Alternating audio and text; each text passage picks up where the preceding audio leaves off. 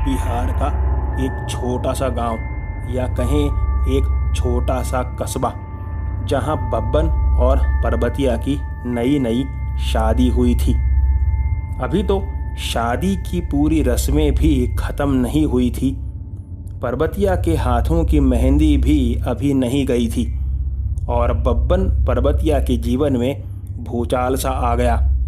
पर्वतिया ने बब्बन को अचानक ही रात में बेतहाशा मारना पीटना शुरू कर दिया, जो बब्बन से भी सहन नहीं हुआ।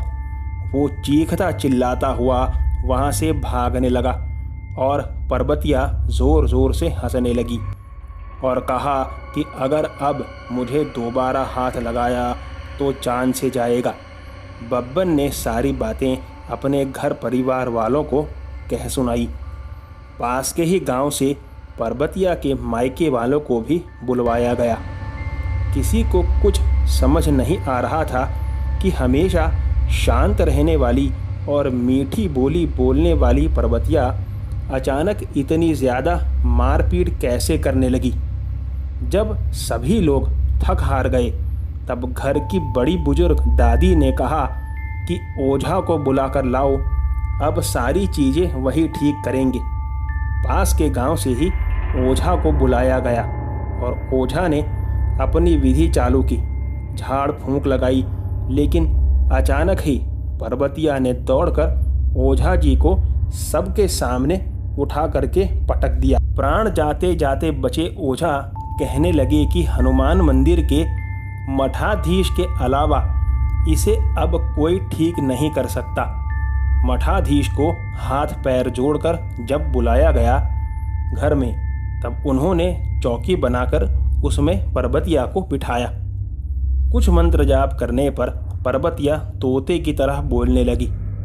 उसके अंदर बैठी बिछल चुड़ैल ने कहा कि जब पर्वतिया ब्याह के घर आ रही थी तब रास्ते पर एक जगह डोली रख दी गई थी जहां मेरा स्थान है। मुझे पर्वतिया ने जो सुगंधी लगाई थी वो बड़ी पसंद आई थी। मैं उसी दिन घर तक चली आई थी, लेकिन इसके शरीर पर कब्जा नहीं कर पाई थी।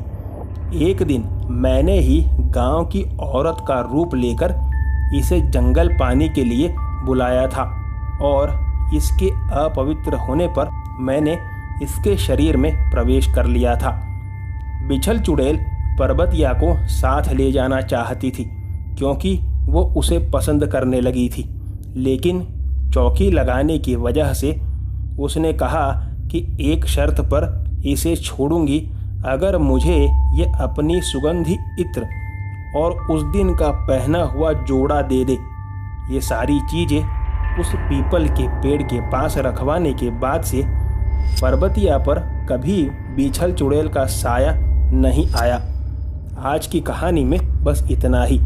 अगर कहानी पसंद आई हो तो वीडियो को लाइक करें, अगर चैनल पर नए हों तो चैनल को सब्सक्राइब करें, और अगर आपके पास भी ऐसी कोई कहानी है तो मेरे साथ मेरे ईमेल पर ज़रूर शेयर करें, जो डिस्क्रिप्शन बॉक्स में दिया है। आपसे मुलाकात होगी अगली कहानी में। तब तक बाय एंड टेक केयर।